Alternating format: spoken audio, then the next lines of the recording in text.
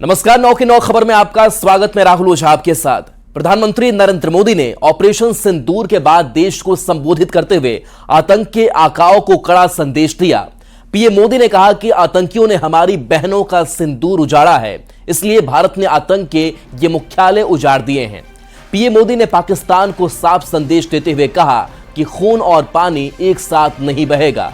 देश के सद्भाव को तोड़ने की घिनौनी कोशिश कतई बर्दाश्त नहीं की जाएगी। हमने आतंकवादियों को मिट्टी में मिलाने के लिए भारत की सेनाओं को पूरी छूट दे दी है और आज हर आतंकी, आतंक का हर संगठन जान चुका है कि हमारी बहन और बेटियों के माथों से सिंदूर हटाने का अंजाम क्या होता है। आतंकियों ने हमारी बहनों का सिंदूर उजाड़ा था, इसलिए भारत ने आतंक के ये हेडक्वार्टर्स उजाड़ दिए। भारत के इन हमलों में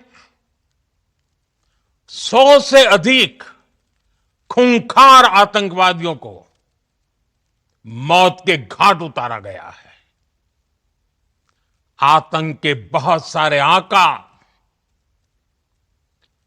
बीते 2.5-3 दशकों से खुलेआम पाकिस्तान में घूम रहे थे, जो भारत के खिलाफ साजिशें करते थे। उन्हें भारत ने एक झटके में खत्म कर दिया। जब पाकिस्तान में आतंक के अड्डों पर भारत की मिसाइलों ने हमला बोला, भारत के ड्रोन्स ने हमला बोला, तो आतंकी संगठनों की इमारतें नहीं, बल्कि उनका हौसला भी थर्रा गया। बहावलपुर और मुरिद के जैसे आतंकी ठिकाने एक प्रकार से ग्लोबल टेररिज्म की यूनिवर्सिटीज रही है, हमारी घोषित नीति रही है। अगर पाकिस्तान से बात होगी तो टेररिज्म पर ही होगी। अगर पाकिस्तान से बात होगी तो पाक ऑक्युपाइड कश्मीर पीओके उस पर ही होगी। राष्ट्र के नाम प्रधानमंत्री के संबोधन के बाद देश भर का संत समाज उत्साहित है। प्रधानमंत्री ने अपने संदेश के जरिए पाकिस्तान को भी बड़ा संदेश दिया है। प्रधानमंत्री ने अपने संदेश में साफ कर दिया है कि आतंकवादी से अब कोई समझौता नहीं होगा। पाकिस्तान से बात करने का कोई मतलब ही नहीं, लेकिन हमारे प्रधानमंत्री ने कहा है, क्योंकि अब हमारे प्रधानमंत्री का एजेंडा है पीओके मुक्त होना चाहिए, तो सही कहा कि बात होगी तो आतंक को समाप्त करने को होगी और पीओके वापस होने पर होगी। तो इस निर्णय का स्वागत है। अयोध्या में माननीय प्रधानमंत्री जी के प्रयासों की सफलता के लिए 2014 से अनुष्ठान चल रहा है। अक्षय तृतीया से एक दिन पूर्व भारतीय सेना को खुली छूट मिलने की सूचना मिलने के बाद बगला ब्रह्मास्त्र महायज्ञ शुरू किया गया था। आज यशस्वी प्रधानमंत्री जी का राष्ट्र के नाम संबोधन सुनने के बाद उस महायज्ञ की पूर्णाहुति का कार्यक्रम संपादित किया जा रहा है। देश के माननीय प्रधानमंत्री श्री नरेंद्र मोदी जी ने देश के नाम से जो संबोधन दिया है, आज भारत का बच्चा बच्चा अपने प्रधानमंत्री पर गर्व कर रहा है। प्रधानमंत्री नरेंद्र मोदी जी ने साफ शब्दों में कह दिया है कि हमने सेना को आतंकियों के खिलाफ खुली छूट दी है और उन्होंने कहा कि ऑपरेशन सिंदूर आतंकियों के खिलाफ जारी रहेगा जब तक आतंकवाद जीरो नहीं हो जाता, समाप्त नहीं हो जाता। और बोले बात तभी होगी जब पीओके देने के लिए खुशी से पाकिस्तान स्वीकार कर लेगा, क्योंकि पीओके भारत का है। देश भर में आज बीजेपी तिरंगा यात्रा निकालेगी। 10 दिन चलने वाली इस राष्ट्रव्यापी यात्रा का उद्देश्य ऑपरेशन सिंदूर की उपलब्धियों को हर नागरिक तक पहुंचाना है। बीजेपी इस अभियान के जरिए जनता को यह बताएगी कि ऑपरेशन सिंदूर के तहत भारत ने कैसे अपने नागरिकों को संकट से सुरक्षित निकाला और राष्ट्रीय स्वाभिमान को मजबूत किया है। इस यात्रा को कोऑर्डिनेट करने की जिम्मेदारी पार्टी के वरिष्ठ नेता संबित पात्रा, विनोद तावड़े और तरुण चुग जैसे नेताओं को सौंपी गई है। तो देखिए, ऑपरेशन सिंदूर की सफलता, उपलब्धियां क्या कुछ रही। इस तिरंगा यात्रा के जरिए एक एक लोगों तक पहुंचाई जाएगी कि किस तरीके से ऑपरेशन सिंदूर के तहत भारत ने पाकिस्तान को मुंहतोड़ जवाब दिया, और इसकी जो जिम्मेदारी है, कोऑर्डिनेट करने की पूरी जिम्मेदारी जो है वरिष्ठ नेता जैसे संबित पात्रा, विनोद तावड़े और तरुण चुग जैसे नेताओं को सौंपी गई है। बढ़ेंगे आगे, बड़ी खबर जहां बीसीसीआई ने आईपीएल के बाकी मैचों का शेड्यूल जारी कर दिया है। आईपीएल के बाकी बचे मैच 17 मई से शुरू होंगे। आईपीएल के बचे हुए 6 मैच 6 मैदान पर खेले जाएंगे। 3 जून को आईपीएल का फाइनल खेला जाएगा। मुंबई, बेंगलुरु, दिल्ली में आईपीएल के मैच होंगे। आईपीएल का पहला क्वालिफायर 29 मई को खेला जाएगा। आईपीएल का दूसरा क्वालिफायर 1 जून को खेला जाएगा।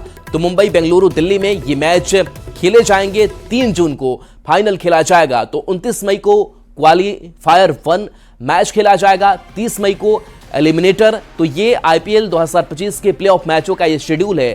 3 जून को फाइनल मैच खेला जाएगा। एयर इंडिया की आज कई शहरों की फ्लाइट्स कैंसिल है। जम्मू, लेह, जोधपुर, अमृतसर की उड़ानें कैंसिल होने की खबर है। भूज, जामनगर, चंडीगढ़ और राजकोट से आने जाने वाली उड़ानें भी आज कैंसिल कर दी गई है। सुरक्षा कारणों का हवाला देते हुए इसे रद्द किया गया है। एयर इंडिया की जो फ्लाइट्स है वो रद्द कर दी गई है। बता दें कि भारत और पाकिस्तान के बीच सैन्य तनाव की वजह से अस्थायी रूप से बंद किए गए इन हवाई अड्डों पर सोमवार को ही सिविल ऑपरेशन फिर से शुरू हुआ था।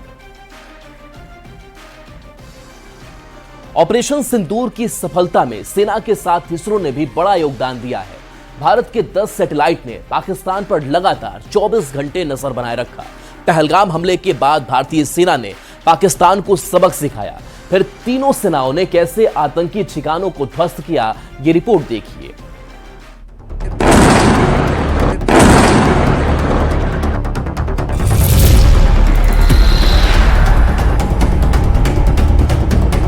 Seashore area we have to monitor, and entire northern part we have to monitor continuously. Without satellite technology, without drone technology, we cannot achieve that. Pahalgam हमले के बाद भारतीय सेना के पाकिस्तान पर किए गए हवाई हमले और उसके जवाबी कार्रवाई में सैटेलाइट की महत्वपूर्ण भूमिका रही। सैटेलाइट ने आतंकवादी ठिकानों और पाकिस्तानी एयरबेस पर हमले की पुष्टि की, साथ ही पाकिस्तान के झूठे दावों को बेनकाब किया। इसरो के चेयरमैन वी नारायणन ने कहा कि देश के नागरिकों की सुरक्षा सुनिश्चित करने के लिए रणनीतिक उद्देश्य से कम 10 सैटेलाइट लगातार 24 घंटे काम कर रही हैं। We are having our neighbors, you all know, I need not explain. If we have to ensure safety of this country, we have to really serve through the satellite. We have to monitor the entire 7,500 kilometer seashore area we have to monitor, and entire northern part we have to monitor continuously. Without satellite technology, without drone technology, we cannot achieve that. Today I am happy to inform that at least 10 satellites are continuously working, 24/7 working for the strategic purpose to ensure safety and security of the citizens of this country. Pahalgam हमले के बाद भारतीय सेना ने पाकिस्तान को सबक सिखाया है। उसने आतंक को पालने वाले दुश्मन देश के दहशतगर्दों के आतंकी ठिकाने को निशाना बनाया। पाकिस्तान इस कार्रवाई से बौखला गया और उसने भारत पर हमला कर दिया, जिसका जवाब भारतीय एयरफोर्स ने बखूबी दिया। उसके एयरबेस को नुकसान पहुंचाया, साथ ही रडार सिस्टम को भी ध्वस्त कर दिया। पाकिस्तान पर की गई कार्रवाई के सबूत सैटेलाइट तस्वीरों में देखने को मिले हैं। सेना लगातार इन्हीं सैटेलाइट से ली गई तस्वीरों को दिखा रही है। Please have a look at this red building, the series of buildings out here, and this empty ground that is impacting. This is the impact point number 1 on Muridke training camp with our precision guided weapons on early morning 7. ये Bholari airbase Pakistan की तस्वीर है जो satellite से ली गई है, जिसमें strike के पहले और बाद की तस्वीर दिखाई गई है। जकोबाबाद एयरबेस पाकिस्तान की ये तस्वीर 10-11 मई की रात की है। यहाँ भी सैटेलाइट इमेज से ध्वस्त पाकिस्तान की तस्वीर साफ दिख रही है। नूर खान एयरबेस पाकिस्तान, जिसे भारतीय सेना ने उड़ा दिया है और सैटेलाइट से ली गई ये तस्वीर उसके पुख्ता सबूत हैं। ये है PAF यानी पाकिस्तान एयरफोर्स का बेस मुशाब, सरगोधा, पाकिस्तान। पाकिस्तानी सेना का सबसे महत्वपूर्ण एयरबेस है जिसे भारतीय सेना ने ध्वस्त किया है। इन्हीं सैटेलाइट इमेज के जरिए पाकिस्तान जहां बेनकाब हो रहा है, वहीं समुद्र से लेकर जमीन और आसमान तक भारतीय सैटेलाइट लगातार निगरानी कर रही है, जिससे नापाक मंसूबे नाकाम हो रहे हैं। Bureau report, news 18। और देखिए, जम्मू में तैनात एक और जवान के शहीद होने की खबर है। आर्मी के जवान राम बाबू सिंह शहीद हो गए हैं। सिवान के रहने वाले राम बाबू सिंह थे। वासिलपुर के रहने वाले राम बाबू जो शहीद हो गए, आज पार्थिव शरीर गांव लाया जा सकता है। तो गांव में दुख भी है लेकिन गर्व भी है इस शहादत पर। जम्मू में तैनात एक और जवान शहीद हो गए। मृत्युंजय हमारे साथ न्यूज़ 18 संवाददाता जुड़ गए हैं। मृत्युंजय, राम बाबू सिंह के शहीद होने की खबर सामने आई है, अभी क्या आपके पास और जानकारी खबर है? ऐसा कहा जा रहा है कि 3 दिन पहले जो उनको कहीं गोली लगी थी और इलाज के क्रम में उनकी आज शहादत दी है देश के लिए।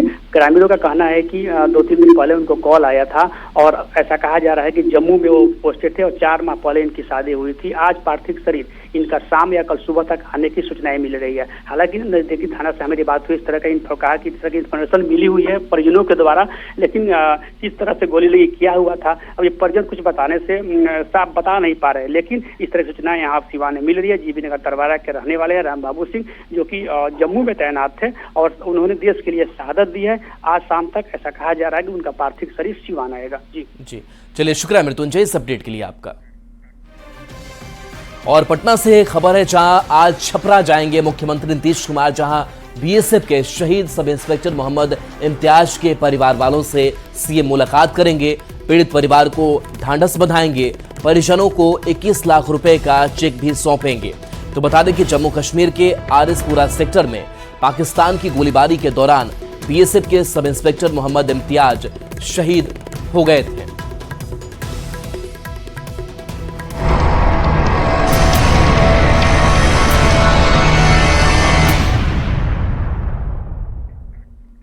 अब बात मौसम की करते हैं। बिहार में बढ़ती हुई गर्मी के बीच मौसम विभाग ने कई जिलों में लू को लेकर अलर्ट जारी किया है।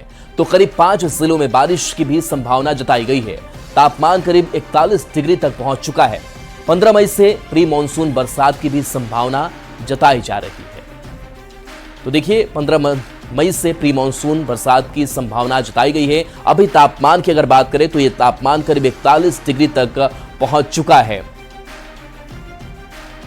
तापमान के बीच मौसम विभाग ने लगभग 30 जिलों के लिए अलर्ट जारी किया है। मौसम विभाग ने कहा है कि इन 30 जिलों में लू की संभावना है और तापमान में भी बढ़ोतरी दर्ज की जाएगी। साथ ही साथ 5 जिलों में बारिश को लेकर के भी मौसम विभाग ने अलर्ट जारी किया है। तापमान की बात कर ले तो फिलहाल लगभग 40 से 42 डिग्री तक बिहार के अलग अलग जिलों में तापमान पहुंच चुका है। और सबसे बड़ी बात है कि कल देर रात हुई बारिश से पटना और आसपास के जिले के लोगों को राहत जरूर मिली, लेकिन फिलहाल मौसम विभाग का कहना है कि तापमान में इसी तरीके से इजाफा दर्ज किया जाएगा। साथ ही साथ इस बात की भी संभावना जताई जा रही है कि 15 मई से प्री मानसून बारिश होने की संभावना है और 15 मई से अगले 2-3 दिनों तक बिहार के अलग अलग हिस्सों में बारिश भी होगी, जिससे लोगों को राहत मिलने की संभावना जताई जा रही है। कैमरा पर्सन दीपक के साथ शैलेंद्र, न्यूज़ 18 पटना। भागलपुर में लगातार मौसम में हो रहे बदलाव से लोगों के स्वास्थ्य पर इसका असर भी पड़ रहा है। लोग कई तरह की बीमारी की चपेट में आ रहे हैं। भागलपुर में सुबह सुबह मौसम सुहाना रहता है, लेकिन दिन चढ़ने के साथ लोगों को चिलचिलाती धूप और भीषण गर्मी का सामना करना पड़ता है। तो वहीं शाम ढलते ही अचानक से तापमान में गिरावट हो जाती है। तापमान में उतार चढ़ाव के कारण लोगों के स्वास्थ्य पर इसका सीधा प्रभाव पड़ रहा है। हाल के दिनों में लगातार मौसम में बदलाव देखा जा रहा है और इसका सीधा असर लोगों के स्वास्थ्य पर पड़ रहा है। सुबह सुबह जहां मौसम सुहाना रहता है तो वहीं दिन चढ़ने के साथ ही तापमान में बढ़ोतरी होने लगती है और लोगों को चिलचिलाती धूप और उमस भरी गर्मी का सामना करना पड़ता है।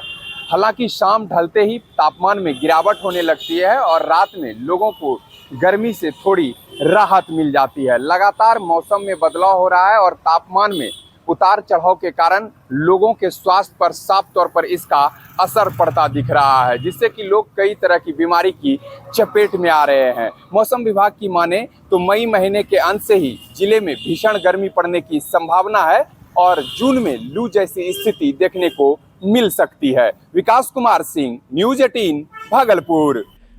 मुंगेर में भीषण गर्मी के कारण लोग परेशान हैं। आसमान से अंगारे बरस रहे हैं। ऐसे में आम का शरबत लोगों को ठंडक पहुंचा रहा है। गर्मी में ये ड्रिंक लोगों को खूब पसंद भी आ रहा है। मुंगेर जुबली वेल के नाम से प्रसिद्ध शरबत की दुकान में लोगों की भीड़ उमड़ रही है। दुकानदार सिर पर लाल पगड़ी लगाकर और लाल चोला पहनकर शरबत बेचते हैं। दुकानदार के अनोखे अंदाज के कारण इस दुकान की पूरे शहर में चर्चा होती है। जूस है, आम का नमकीन जूस है, बेल का जूस है। कब से दुकानदारी करी? 15 साल हो गए सर। आजाद चौक पहले लगाते थे, अब जुबली बेल के पास लगाते हैं। तो कैसा बिकता है? सब बिक्री बहुत अच्छा होता है, गर्मी में ज़्यादा बिक्री होता है। शरबत, आम का मीठा शरबत और आम का खट्टा शरबत तीनों मिलता है, जो लू के में काम भी आता है और लोग आके पीते भी और इनका स्वाद भी बहुत अच्छा रहता है। क्या क्या फ़ायदा होता है? जैसे आम का शरबत मीठा वाला पीने से थोड़ा सा पेट ठंडा रहता है, गर्मी में राहत मिलती है। आइए अब जान लेते हैं कि भीषण गर्मी में आपको क्या सावधानी बरतनी चाहिए। तो गर्मी से बचने के लिए आप खूब पानी पिएंगे, हाइड्रेटेड रहेंगे, गर्मी से बचाव हो सकेगा। इसके साथ साथ अपने घर को जितना हो सके ठंडा रखें। तो जब गर्मी सताए तो और क्या कुछ आप कर सकते हैं, इससे गर्मी के प्रभाव को कम कर सकते हैं। तो हल्के कपड़े पहने और जितना हो सके बाहर जाने से बचें। धूप से खुद का बचाव करना जरूरी है। जब बहुत गर्मी हो तो बाहर जाने से बचें। गर्मी से जुड़ी बीमारी के लक्षण अगर दिखाई दे तो डॉक्टर से जरूर आप सलाह लें। तो ये वो सावधानियां हैं जिसको बरतकर आप गर्मी से, लू से बच सकते हैं। चलिए बढ़ेंगे आगे और पंजाब से बड़ी खबर सामने आ रही है, जहां अमृतसर में जहरीली शराब से मौत का तांडव देखने को मिला है। मजीठा के अलग अलग गांव में 14 लोगों की मौत हो गई है। तो पंजाब से इस वक्त की बड़ी खबर, और खबर ये कि अमृतसर में जहरीली शराब से मौत का तांडव देखने को मिला है। लोगों ने जहरीली शराब पी और मजीठा के अलग अलग गांव में 14 लोगों की मौत अब तक हो चुकी है। प्रशासन भी अब लगातार एक्टिव नजर आ रहा है और बाकी आसपास के लोगों से भी बातचीत की जा रही है। तो जहरीली शराब से मौत का यह तांडव पंजाब में देखने को मिला है, जहां 14 लोगों की मौत हो गई है। मजीठा के अलग अलग गांव में 14 लोगों की मौत की खबर है। विकास के मुद्दे पर चुनाव लड़ने वालों को आईना दिखाने वाली खबर। गिरिडीह के बड़तल्ला गांव में एक परिवार घास फूस से बने घर में रहने को मजबूर है। घर ऐसा है कि ना वो हवा से रक्षा कर सकता है, ना ही बारिश से, ना ही धूप और लू से। इस रिपोर्ट को दिखाते हैं।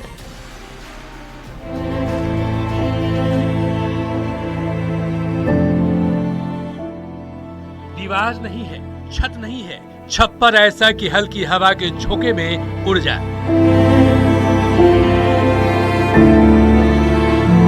बांस और बल्ली पर पूरा आशियाना टिका हुआ है। इस घर में न धूप से रक्षा होती है, न बारिश से, न तेज हवा से। फिर भी इस घर में रिंकू और डमरू खुशी खुशी रह रहे हैं। केंद्र और राज्य सरकार सालों से आवास योजना चला रही है, लेकिन इस परिवार को इसका लाभ अब तक नहीं मिला है। डर के साये में ये रहते हैं, लेकिन किसी से कुछ कहते नहीं। इन्हें डर लगता है कोई इनकी सुनेगा या नहीं। डर लगता है ना। कौन कौन रहते हैं इसमें आप लोग? मेरा पापा रहता है, मेरा पति रहता है, मेरा बाल बच्चा। कितना लोग रहते हैं हम इसमें? 4 ठो। 4 ठो ने। तो क्या आप लोग मुखिया वगैरह को नहीं बोले कि हमको आवास दीजिए? सो कहाँ तभी कह रहे हैं कि अभी थोड़े देर रुकिए। अपने बच्चों के साथ यहीं पे सोते हैं आप? जी। तो बच्चों के साथ सोते हैं तो हवा हुआ चलता है तो डर लगता है कि नहीं लगता है? डर लगता है ना। डर लगता है ना। हाँ। अच्छा, तो क्या आपने कभी कोशिश नहीं किया सरकार से मांगने का? कोशिश किया, हम लोग का जितना पहुंच है उतना करते हैं, नहीं पाते हैं तो चुपचाप रहते हैं, और क्या करें। रिंकी और डमरू अकेले नहीं हैं। गिरिडीह के तीसरी प्रखंड के बरतल्ला गांव में ऐसे लोगों की संख्या 10, 20, 50 से भी ज्यादा है। जो घास और फूस की छांव में रहते हैं, इनसे अच्छी इनकी किस्मत है तो मिट्टी के कच्चे मकान में रहते हैं। दोनों में ज्यादा का फर्क नहीं है। रात को जब ये लोग सोते हैं तो डर इस बात का रहता है कि कहीं घर कहीं उड़ न जाए। दर्द भरी दास्तां है। बच्चे के साथ इस टूटे फूटे झोपड़ी में रहते हैं और जब हवा चलती है तो ये डर भी सताता है इन लोगों को कि कहीं ये टूट कर गिर ना जाए। तो ये स्थिति, ये दृश्य जो आपको दिखा रहे हैं, ये अपने आप में ही काफ़ी सबूत है। ये दर्द बयां कर रहा है इन परिवार की जो इस छप्पर में रहने को विवश हैं। रिंकी और डमरू का ये घर उन लोगों को आईना दिखा रहा है जो सालों से विकास की गंगा बहाने का दावा कर रहे हैं। उन लोगों को आईना दिखा रहे हैं जो सालों से गरीब कल्याण के लिए काम कर रहे हैं। उन लोगों को आईना दिखा रहा है। इस हाल के लिए जनप्रतिनिधि, अधिकारी सब जिम्मेदार हैं। अब भी कोई इनके दर्द को महसूस करे और इनकी जिंदगी बदले। गिरिडीह से संवाददाता एजाज अहमद की रिपोर्ट। और बड़ी खबर है, सीबीएसई 10वीं और 12वीं का रिजल्ट आज जारी हो सकता है। उमंग ऐप पर आप रिजल्ट देख सकते हैं। 15 फरवरी से 1 मार्च तक सीबीएसई 10वीं की परीक्षा ली गई थी। 44 लाख छात्रों को 10वीं 12वीं के रिजल्ट का इंतजार है। 15 फरवरी से लेकर 4 अप्रैल तक सीबीएसई 12वीं की परीक्षा हुई थी। सीबीएसई 10वीं और 12वीं के रिजल्ट का इंतजार आज खत्म हो जाएगा। खबर यह है कि आज से कल तक 10वीं और 12वीं दोनों का रिजल्ट जारी हो सकता है। तो 44 लाख छात्र जिनको इस रिजल्ट का इंतजार है। देश भर में कुल 42 लाख स्टूडेंट्स शामिल हुए थे। 10वीं में कुल 21 लाख और लगभग 17 लाख 12वीं में शामिल हुए थे। डिजी लॉकर के कोड के जरिए आप रिजल्ट देख सकेंगे। सभी स्टूडेंट्स को 6 अंकों का कोड उपलब्ध करा दिया गया है। सर्वर डाउन ना हो, इसको लेकर इस बार कोड उपलब्ध कराया गया है। और चलिए न्यूज़ 18 बिहार झारखंड पर खबरें आपके लिए लगातार जारी हैं।